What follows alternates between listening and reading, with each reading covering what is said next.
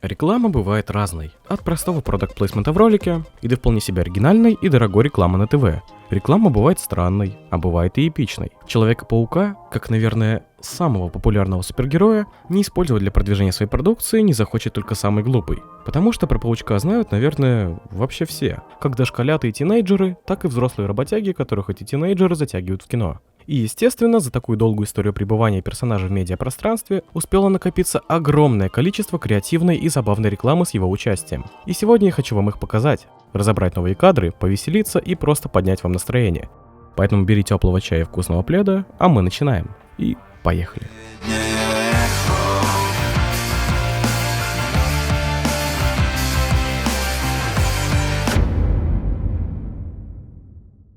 Внимание! СТС – один из сотен телеканалов, познакомивший нас с многими интересными фильмами. Зачастую именно на нем я заставал какое-нибудь ламповое кино на вечер. Именно СТС в свое время познакомил меня с трилогией «Назад в будущее», фанатом которой я являюсь и по сей день.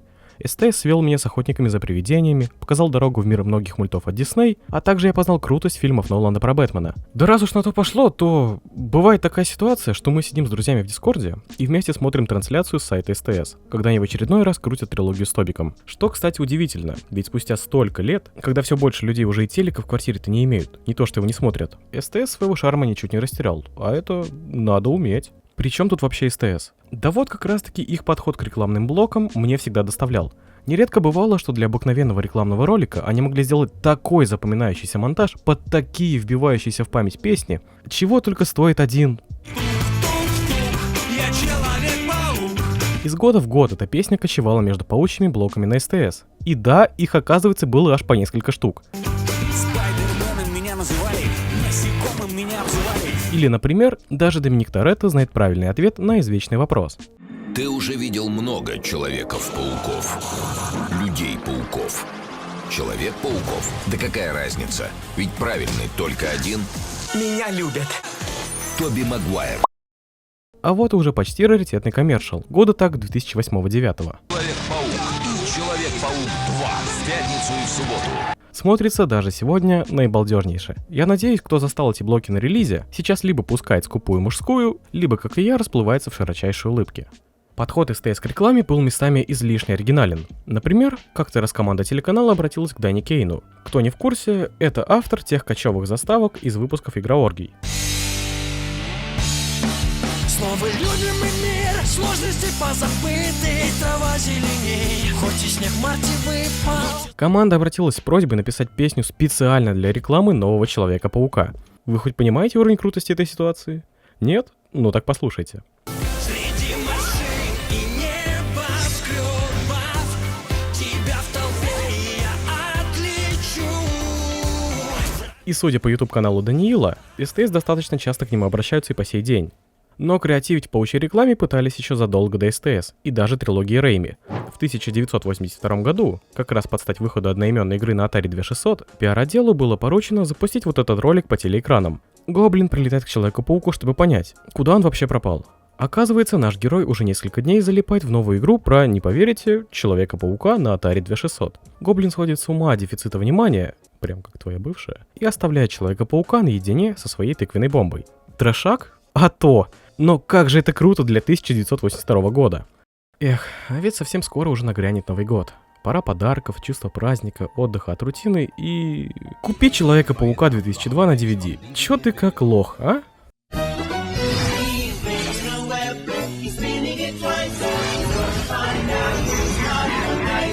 То, что вы сейчас видели, называется коммершал. У этого слова нет как такового точного определения, поэтому я попробую внести его сам. Вот смотрите, у Человека-паука 1 коммершалом является еще вот этот вот ролик. Стоят два друга, один потягивает Доктор Пеппер, а второй просто конченый. Сейчас поймете. Меняется ракурс, и конченый уже летит в сторону стены и магнитится на присосках. Hey, you ain't Spider-Man.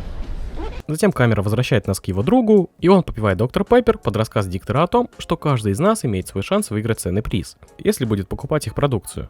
Тем временем наш горе-косплеер соскальзывает со стены, камера переводится, и мы видим два логотипа – Доктор Пеппер и Человека-паука Сэма Рэйми. На примере с этим видео, думаю, ясно, что коммершал — это такой вид рекламы, когда вы используете лицензию на образ, упоминание, референсы какой-то вселенной, рекламируя при этом свою. То есть, в основном такие видео затягивают вас купить рекламируемый товар тем, что он втирается в ваши ассоциации. Типа, смотри, мы рекламируемся под брендом Паука, мы крутые, пей пеппер и получай подарки. Думаю, я нормально так растянул резину, чтобы вы поняли, что коммершал — это просто перевод слова реклама. И на что вы время тратите? К коммершалам относится и реклама игрушек. Фигурки, задизайненные под фильм, веб-баллоны, костюмы и так далее. Помнится, даже в одно время, в детстве, у меня была подобная ерунда, только выходившая задизайненный под первый НЧП. Этого баллончика, кстати, хватало минут на 15, а потом ты просто оставлял перчатку и делал вид, что типа все нормально, так и задумано. Я все еще достоин. Раньше, в далекие, темные времена, страшно представить, но люди арендовывали фильмы. И нет, я сейчас не про цифровой формат, как это можно сделать во многих онлайн-кинотеатрах, а прям приходили вживую в салон, брали диск дешевле, чем если покупать его навсегда, оплачивали, смотрели и потом возвращали. Дико, например, та же трилогия. Вы могли взять ее как книгу в библиотеке, ознакомиться и вернуть на свое место. Думаю, понятно, почему сейчас такие салоны бы не прижились. Я из дома-то выходил 4 месяца назад, вы вообще о чем? Но вот в 2002 за такой отважный подвиг я мог еще и получить вот эту красивейшую реплику Паука в масштабе 1 к 1. И стоял бы он сейчас у меня тут около окна, прохожих пугал. Или я бы его плотненько ночами обнимал, к сердцу прижимал. Но не суть важна. В том же 2002 году к Sony обратятся ребята из Singular Wireless. Это популярный мобильный оператор, работающий на территории США. В лучшее свое время они закупали, наверное, самую броскую рекламу своих услуг на рынке. Через 3 года после коммершала с Человеком-пауком, который мы вам покажем чуть позже, Singular обратятся к Electronic Arts за повторным продакт-плейсментом своего оператора в их будущей игре, известной многим из вас Need for Speed Most Wanted 2005 года. Ну а кто может рассказать вам про Need for Speed лучше, чем MC? Между гонками нам то и дело набирали наши соперники из черного списка и выдавали лист требований, после выполнения которого мы могли попытать удачу в гонке с боссом. Самые внимательные уже приметили вот это красивое лого в углу меню. Да-да, самые быстрые гонщики Рокварта пользуются сингулярной связью, поэтому иди и оформи себе сим-карту от нашей студии, и будешь такой же крутой, как Razer. Не уважаешь Need for Speed, а у нас есть реклама с паучком Тоби, который настолько загорелся нашим предложением, что смог долететь от Таймс-сквер прямиком к золотым воротам Сан-Франциско. Не реклама, а бред какой-то, но дальше только интереснее. Только сегодня и только сейчас вы можете получить стикеры с Человеком-пауком внутри специальных пачек с вафлями Эго. Райан, сынок, мы тут уже 4-е сутки висим. Отпусти! Я сам ничего не понял, но вброшу, что одна маленькая лысая любительница эго тоже обладала суперспособностями. К чему бы все это? Наверное, к тому, что первый фильм про Человека-паука имел самую невыразительную пачку рекламок из всех фильмов в этом видео. Дальше мы успеем как посмеяться, так и пробиться на грусть, но с первым фильмом Тоби мы на сегодня прощаемся. Итак, типичный день. Диванчик, чипсы и Паук 2. В один момент мне даже показалось, что это меня подсняли со спины. Но, эй, бро, обернись! А, блин, ты же ел чизет. Извини, братулек. На, попей. Мне кажется, подобные сны были вообще у всех паукофанов. Я же не один такой, да? Эх, обычные будни в московском метро. Как же хорошо, что ничего не предвещает беды. Ну, разве что вот этот воришка, что своровал бусы из Ашана. Но, стоп, мы же в рекламе. Всего 1 литрушка Миринды поможет мне стать сильным, как Человек-паук.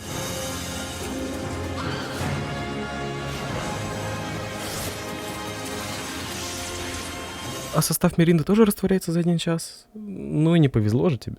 Кроме шуток, вы вообще давно видели настолько же запоминающуюся рекламу чего-либо? Помимо скитлстрянки, конечно. То есть, смотрите, на дворе 2004 год. Вам плюс-минус 6 лет. Вы видите по телеку, как парень пьет Миринду и практически становится Человеком-пауком. Плюсом к этому тут есть сцены, которых вы не видели в театральной версии. И по качеству они ничуть не хуже. Только представьте, как это взрывало мозг тогдашним детям. В следующем ролике нам активно пытаются втюхать комикс по фильму Человек-паук 2. И я даже не оговорился. К первому и второму фильму Сэма Рэйми пиар-отдел подсуетился, и к премьере фильма были выпущены по одному 50-страничному комиксу для каждого фильма. Скажу больше, их вполне реально найти сейчас на каком-нибудь условном Авито, причем за нормальные деньги. Плюсом к этому они были переведены на наш родной православный русский язык, а также моментами чуть ли не покадрово повторяются моменты из фильмов, а где-то даже дополняют историю новой информацией о героях. Как, например, здесь. Мы отчетливо видим, что Норман считает Гарри посредственностью, говоря ему об этом в лицо. Или вот здесь, когда Питер сожалеет, что пришлось нагрубить дяде, а не предстает перед нами как аморальный урод. Рисунок Алана Дэвиса идеально подошел к адаптации стиля фильма в Рэйми. И поэтому я считаю, что, наверное, круто было бы иметь своеобразную мини-трилогию с Тобиком у себя на полке. И если уж я начал говорить за рисунок, то тоже скажу, что к третьему фильму тоже были выпущены сразу 2 комикса. Один из них это приквел о событиях до фильма, а второй был нарисован Марком Багли, художником линейки Ultimate Spider-Man. Выпуск дополняет сцену с Веномом в церкви, объясняя, как именно Эдди убедился в том, что Питер Паркер это Человек-паук. И если вы хотите, чтобы я разобрал эти 4 комикса в отдельном видео, то просто дайте знать мне об этом в комментариях.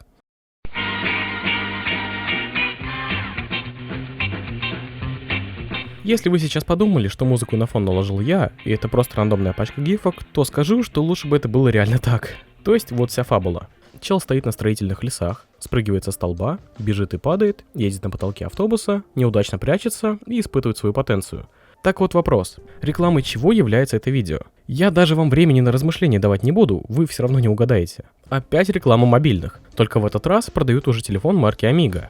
После, судя по всему, успешной первой рекламной интеграции Доктора Пеппера, пиар-отделу было снова поручено придумать что-то еще. Поэтому они снова взяли конченого на главную роль. Да, это другой, но суть вся та же. Наш будущий коллега, стоя на краю здания, выпускает из самодельного веб-шутера веревку, летит четко лицом в стену, повторяя сцену из первого фильма, пока его кореша спокойно наблюдают за этим, за бутылочкой пенного прохладительного. Walmart тоже не остались в стороне. Они взяли своих продавцов, поставили перед камерой и заставили кривляться, повторяя сцены из второго фильма своими руками. Вот там, кстати, сцена с поездом. Косплей Дока Октавыча, и на другом кадре у него почему-то 6 клешней. Но все равно ребята из Walmart постарались с переходами и референсами, за что такие видосы я призываю категорически уважать. Видос начинается, и мы видим, как Говард Воловец еще за 3 года до теории Большого Взрыва выбрасывает телек друга в окно.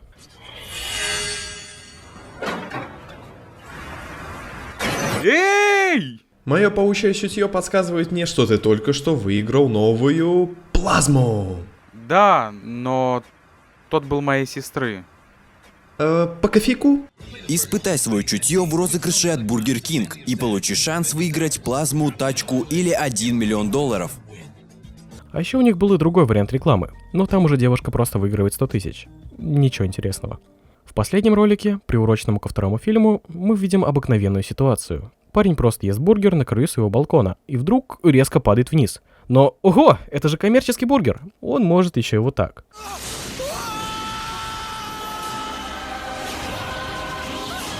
Трешачина, а то. Хоть это и была последняя реклама по второму фильму, после разбора приколюх по кино, у меня для вас припасены интересности по мерчу и играм, так что с фильмами мы прощаемся лишь условно. Заключительная картина трилогии Рэйми запомнилась фанатами крайне неоднозначно. Виной всему одна очень скользкая тема. 2,5 злодея в фильме. Кому-то появление Венома, Песочного Человека и Гоблина-младшего доставляют и по сей день, а кому-то еще с момента релиза кажутся ужатыми и взятыми лишь для галочки персонажами. Обоими, кстати, желаю оставаться при своем, но факт в том, что в последний фильм продюсер в лице сами знаете кого решил запихнуть гору фан-сервиса. Да ладно бы он просто туда его пихал, как это делают сейчас в КВМ. Но проблема в том, что вокруг его мерча, как бы, весь фильм и строится. Черный костюм тут катализатор перемен, Веном антагонист, Гоблин-младший важная часть арки семьи Осборнов, а Песочный Человек имел задел на хорошую драматичную историю. И все, что я сейчас мог хорошего сказать про них, заслуга отнюдь не Арада, а красавчика-режиссера. Иными словами, жажда наживы подговнила не только последнему фильму трилогии, но и убила хоть какую-то возможность после этого провала грамотно продолжить историю. Тема получилась для отдельного видео, но делать я его не собираюсь, спасибо. Иронично, кстати, что на моем таймлайне коммерческие ролики третьего фильма занимают примерно столько же места, сколько рекламки первых 2 фильмов вместе взятые. Это говорит, кстати, немало о подходе. У всех же такое было. Маршрутка, рядом с вами сидит симпатичная девушка, вы уже представляете, как назовете детей, но вдруг... При выходе она роняет кольцо. И вы с рандомным типом такие... Отдай салу! Салу кому сказала отдай? Нет! Майный кусочек! Догоняете, а у нее еще и не менее симпатичная подружка есть. Но литруха Миринды неожиданно улетает в заставку. Я такие эффекты только в клипах Чипинкоса видел. О чем вы? Вообще, Миринда, если так подумать, брали максимум от этих рекламок. Для второго фильма они использовали ненужные рендеры, а для третьего вообще вот этот пререндер, который в фильме уже выглядит совсем не так, как в рекламе. Я еще не говорил об этом, но большая часть коммерциалочек в оригинале на испанском языке. И я-то привык, прислушался и сижу ловлю балдежи, но следующий коммершал смог пробить меня на истерику при первом просмотре.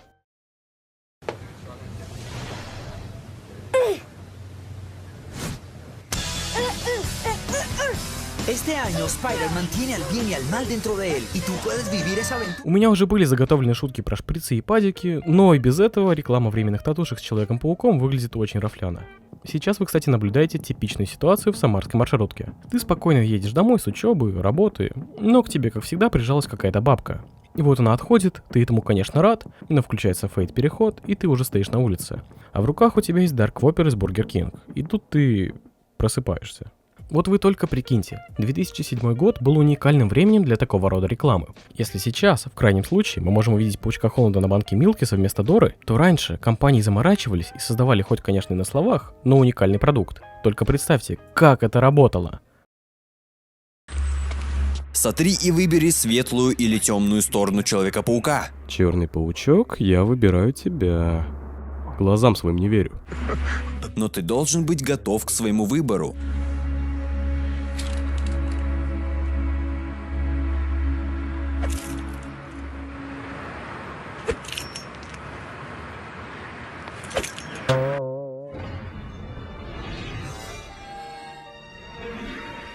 Эй, ты это видел? Я ничего не видел. Вот, снова! Скажи мне, что я не один это вижу.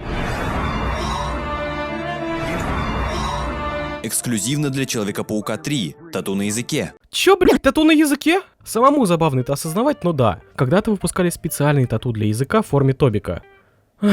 Говорила мне мама, учись на стоматолога. Чем я, блядь, занимаюсь? Тебе явно нужен отпуск. Ох, кажись, обошлось.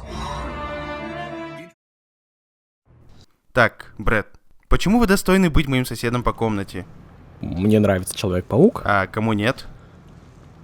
Я люблю кошек. Да, это пес. Брэд, что насчет закупок для квартиры? Я могу достать там телек. Я в деле. Располагайся. И, блин, вот где-то на этом моменте я вообще потерял хоть какую-то нить повествования в моем видео. Даже не представляю, как это можно вообще комментировать. Или вот здесь. К руке парня приклеился воппер. Но приклеился он потому, что это спайдер-воппер. Ну а вот здесь что скажете? Реклама пластилина, курсов по лепке, краткое пособие для умелых ручек? Нет, это коммерция Xbox 360. Вот типа, а что я вообще могу здесь сказать? Да, трешак. Ну, это реклама нулевых. Таковы были тогдашние реалии. Ничего не поделать. Где папа? Он тренируется во дворе.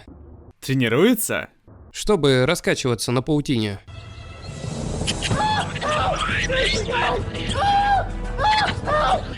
Но Белка, походу, против. Я в порядке, в порядке. Но нулевые подходят к концу. Уже как 2 года нам известно, что Человек-паук Рэйми получит перезапуск. Осталось совсем чуть-чуть до выхода, и ты видишь по телеку вот этот ролик.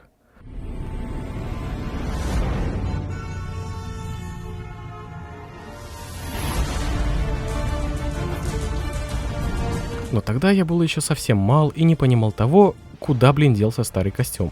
Почему он выглядит так странно? Почему кадры от первого лица? Что это? Почему новый Человек-паук, если я совсем недавно видел третьего? Все эти вопросы мучили меня вплоть до выхода фильма.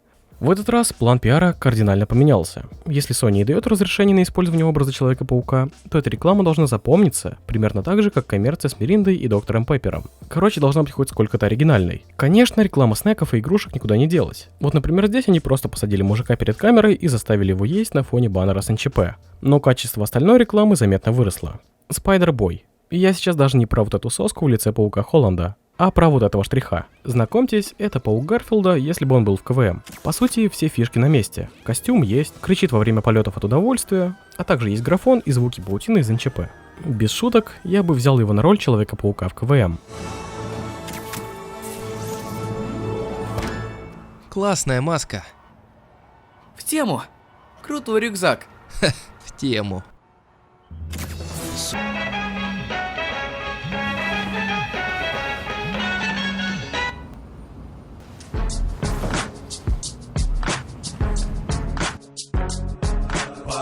Паркур, новое движение, путь самовыражения, молодежное течение, достойно уважения. Делай то, что хочешь, будь самим собой, в мир уличного спорта.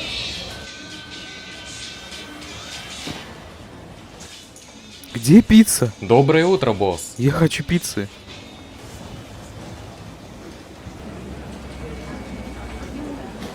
Где пицца? Я хочу пиццы! И прикиньте, это была реклама телефона от Sony марки Xperia. Телефон-то понятно, но где, собственно, НЧП? А вот здесь, на остановочке и на мониторе есть ваше НЧП. Не благодарите. Второй новый Человек-паук был уже куда более ожидаем. В свое время мы получили трейлер с новым костюмом. Яркий, каноничный, большие эмоциональные глаза, паук вдаривает носорогом металлическим люком, и вот мы уже бежим предзаказывать вообще весь мерч по этому фильму. Хайп был дичайший. Люди ждали этот фильм как второе пришествие Тоби Магуайра. И Sony знали это. Поэтому планка качества коммершалов для второго НЧП была задрана еще выше. Меньше снеков, больше оригинальной рекламы. Моментами даже излишне оригинальной. Вот вы помните, что в начале 2014 года вас так-то Человек-паук с Новым годом поздравлял. Дорогие россияне, от всей души поздравляю вас с Новым годом и Рождеством. А теперь самое главное. Раз, два, три, елочка, гори! Встретимся в апреле! Ну, если вы не помните, то, скорее всего, у вас отложилась в памяти другая реклама – воды Evian.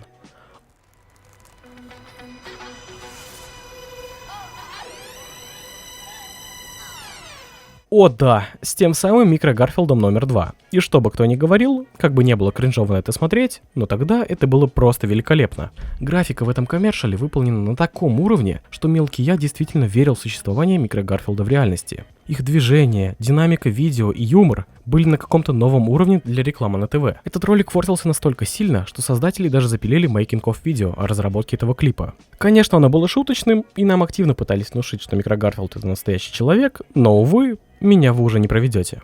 Графикой брала и уже менее известная в нашей стране реклама Почты Америки. Все кадры полетов в этом видео были созданы специально для этого коммершала, только взгляните.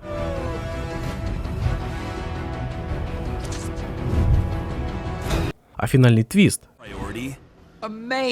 отбирает у вас вообще все шансы досмотреть это видео без эмоций. С Паучком Холланда приключилась закономерная ситуация. С одной стороны, после уважаемых и запомнившихся народу коммершалов с Гарфилдом нельзя понижать планку качества. Но в то же время, раз наш паук стал куда более массовым и попсовым, можно в принципе вписаться на контракты по рекламе NBA, Pringles и пары мобильных операторов. Кстати, по поводу операторов. Вы меня извините, я все понимаю, мы видели сегодня достаточно для кринж моментов, но с вот этих танцев и анимаций Холланда меня вынесло просто в голос. Ну, блин, на самом деле классный ролик, да еще и с референсом к Челентано в конце. Однозначно, по моей негласной системе оценивания, я ставлю этому ролику меточку «Балдежный стрём». Marvel Studios очень давно сотрудничают с автоконцерном Audi. На Audi R8 разъезжал Тони Старк в первом фильме, на R8 Спайдера во втором и на R8 E-Tron в третьем своем сольнике. В эре Альтрона Старк остался верен своим традициям и взял новенькую R8 из 2016 года. А в Мстителях Финал Старк пересел на Audi e-tron GT 2021 года выпуска. Но на Audi ездил не только Тони. Флэш Томпсон тоже водил R8 Roadster в «Возвращении домой». Ну а на премьеру самого «Возвращения домой» актеров привозили на Audi A8. Если вы думаете, что это весь список, то у меня для вас пара новостей. В противостоянии героев перехватывали за рулем Audi. Во «Вдали от дома» агенты Щит разъезжали на Audi. И сам Ник Фьюри соответственно. Уверен, что если продолжать обращать на это внимание, то автомобили марки Audi в КВМ куда больше, чем мы думаем. И раз у Marvel задалось такое тесное сотрудничество с немецким концерном, то почему бы не снять полноценный коммершал для них?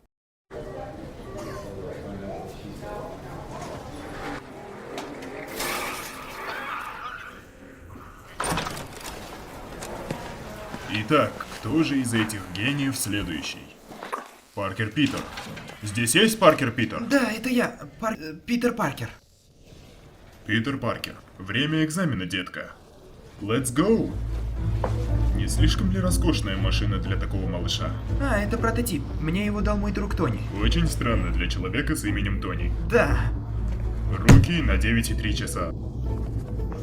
Так было же 10,2. Было на 10,2, но теперь на 9,3. Сниму с тебя 5 баллов за это. Стойте, что? Сниму баллы.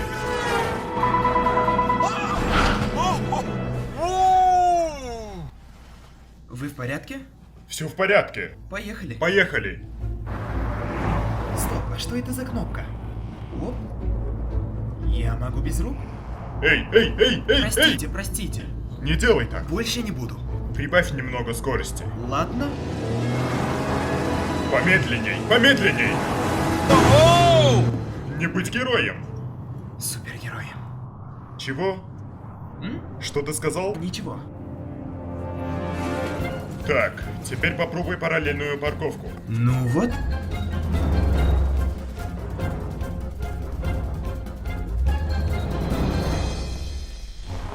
Вам, детям, уже трудно и руль покрутить?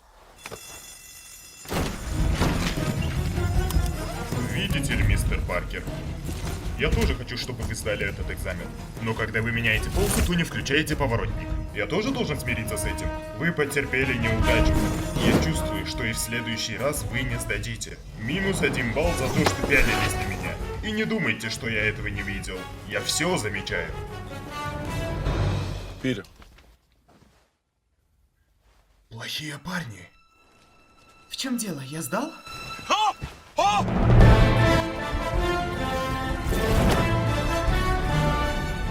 Просто поехали. Ну просто поехали. Но вот о сотрудничестве с кем вы могли даже не догадываться, так это о рекламе NBA с участием Тони Старка, Хэппи Хогана, игроков НБА и самого Паучка, конечно. По сюжету, Старк собирает у себя в башне вечеринку, на которой собирается смотреть баскетбольный матч. Хэппи отдает приглашение Питеру, который в данный момент ловил преступника, и нас переносит на неделю вперед. Питер, конечно, является на вечеринку, его встречает Хэппи, но не пускает внутрь, пока Паркер не купит крекеров к телеку. Мистер Старк-младший метается кабанчиком в ларек и встречает там диджей Халида. Ну, это тот чел, который еще...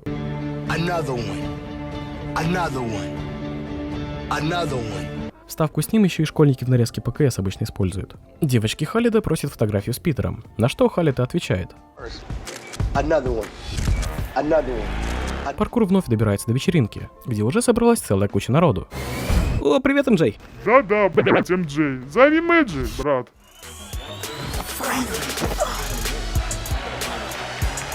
Что? Ну, он тоже смотрит игру. И не говорите, что это было незабавно. Том Холланд, безусловно, красавчик. Им хотят стать многие парни, и его хотят не меньше девушек. Но у вас уже был шанс. Нужно было всего лишь прикупить нужного попкорна в нужное время. И во время сеанса вы бы 100% обратились в Тома Холланда.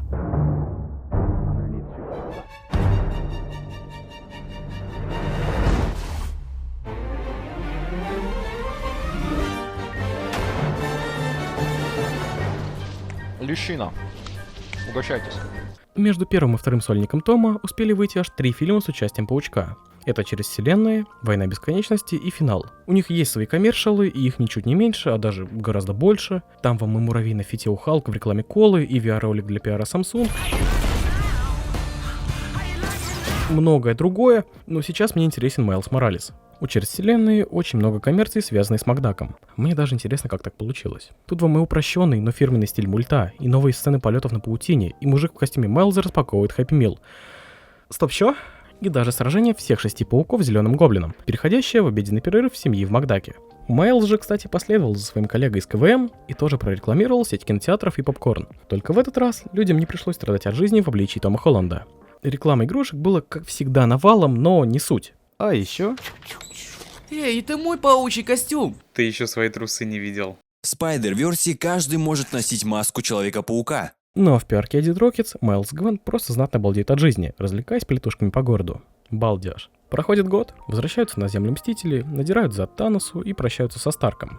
Но со Старком не прощается сиквел Человека-паука, который был идейно завязан на Тони Старке, а Тони Старк, как мы знаем, равно Ауди. В этот раз все еще проще. Питер и Нед наведываются на школьную выставку изобретений, но быстро понимают, что их коробочка не способна составить конкуренцию бумажному вулкану и дымовой собаке. Поэтому Питер набирает знакомому агенту из Щит и мчится на всех парах забирать новенький электрокар и Трон. На выставке они представляют новую Audi как свое изобретение и получают 2-е место. Кто или что занял 1-е? Всего лишь дуговой реактор Старка на картошке. И после этого у вас есть еще какие-то вопросы к наличию реактора у Электро, если вы любой школьник скрафтить у себя в чулане за пару вечеров и картошки может.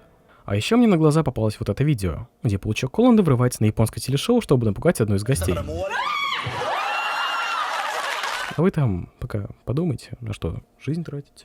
Традиционная коллаба с NBA, в которой Паучку приходят кроссовки Донована Спайди, а самому Доновану костюм. И получается такая микрозатупочная сцена с отсутствием хоть какой-то тайной личности у Паркера. Ах да, и у Мистерио тоже. Привет, Мистерио. Снова мобильный оператор и снова ля кринж-танцы. А вот здесь уже гораздо интереснее. Помните мистера Далмара? Да-да, того мужичка, владеющего... то есть владевшего своей лавкой в Квинсе. Где-то между событиями возвращения домой вдали от дома, за эти 6-7 лет, мистер Далмар успел не только переехать на Манхэттен, но и знатно расшириться. Теперь Далмар может конкурировать даже с романикой из реальных пацанов. Далмара собираются грабить, но это, конечно же, видит паучок и отправляет деда пить таблетки. Грабители дают заднюю, а паук мчит за ними в сторону кинотеатра.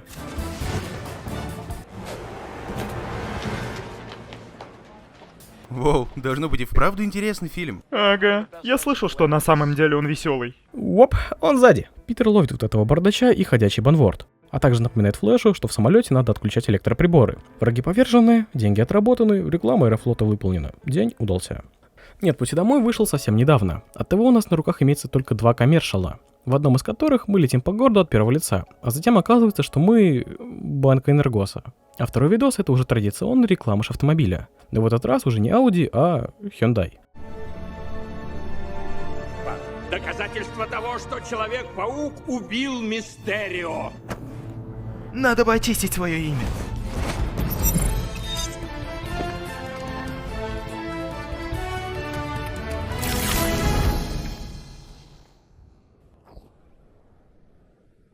Да ладно!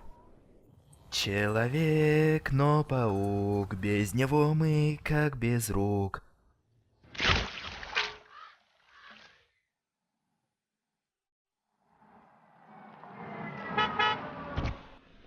Нед!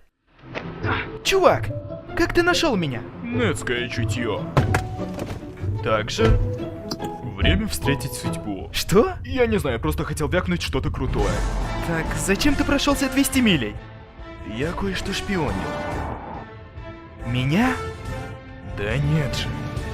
177A, улица Бликер. А что там? Увидишь. Классный ролик с классной озвучкой. Реклама игры была куда более запоминающейся. В основном там либо показывали, как кто-то играет, либо геймплей на экране приставки, либо просто пережатый видос с рекомендациями знаменитых изданий. Вот, например, IGM советует вам прикупить Человека-паука 2. А помните такую игру? Spider-Man 2 Enter Electra, сиквел успешного 2000-го Паука, вышедший точно так же на PS1. Так вот, в его ТВ-споте была даже засвечена небольшая постановочная сцена.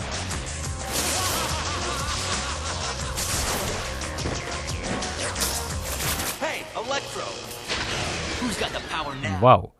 А если дать волю фантазии...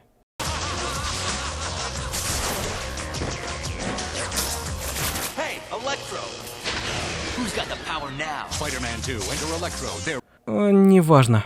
Точнее, не так важно, как ТВ-спот Spider-Man The Movie. Ха-ха! Человек-паук! Чё за фигня, братан? Эй, ты куда, паучок?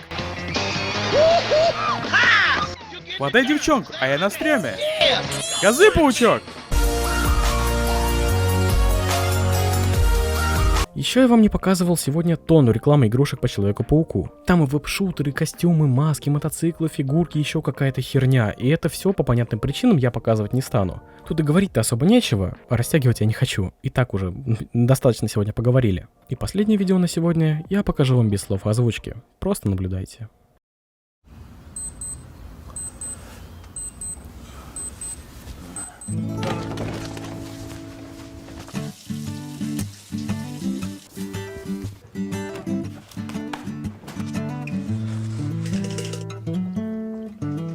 Morning, Sarah. Thanks, buddy.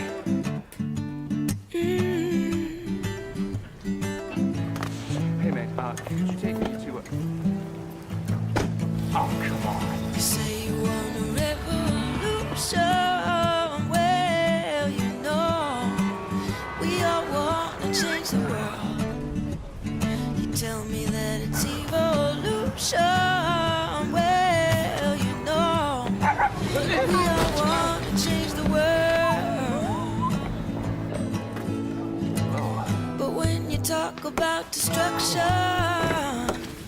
don't you know that you can count me out?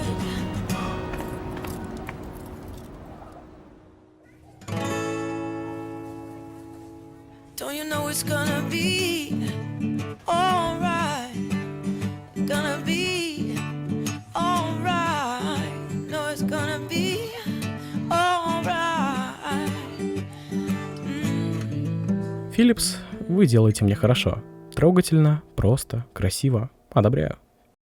Я безумно рад, что мне удалось поработать с моими крутейшими коллегами. А именно огромное спасибо Брайку, MCDMC, Шуму Симбиота, Вестлу, Вепсу, Винорду, Фанчи, MCX, каналу The Daily Bugle, а также Аслбеку с канала Marvel Человек-паук. За то, что он просто главный красавчик в этом видео. Ребята помогли мне в озвучке рекламок, за что я им безмерно благодарен. Ссылки на них, думаю, сами знаете, где найти. А если не знаете, то намекну. Примерно около ссылки на все коммершалы из этого видео. Я залил папку с ними в облако, к тому же их там еще и больше, чем я сегодня показал, так что если тебе интересно поизучать основательнее, то наслаждайся. Совсем скоро Новый год. Я рад, что мне удалось устроить такой большой коллаб с моими коллегами и друзьями. Мое увлечение находит у вас отклик, и, конечно же, я этому безумно рад. Мне удалось попасть в крутейшее творческое объединение, познакомиться с интересными людьми, повеселиться на наших стримах, и я даже не знаю, как мне избавиться от синдрома самозванца в такой ситуации. Слишком уж круто все сложилось за прошедший год. Безмерно благодарен вам за поддержку и бесконечные вопросы, когда видос в личке. Это на самом деле бодрит и заставляет сесть за текст или монтаж. Вы прям очень крутые и мотивирующие, я вас обожаю.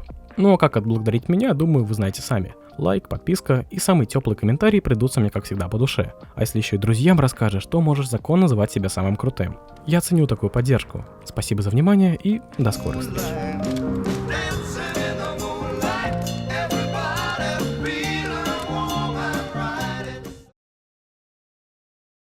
Вот только прикиньте, 2007...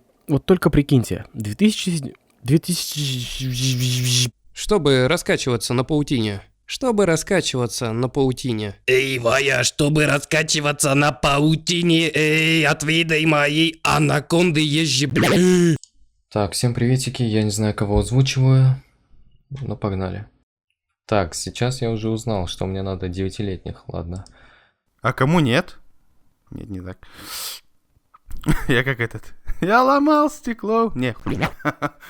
Я в деле. Располагайся. Блядь. Что надо сделать? Короче, открой браузер. Ладно. А еще паучок нагрянул в Fortnite, и я случайно забыл об этом сказать. Или не случайно.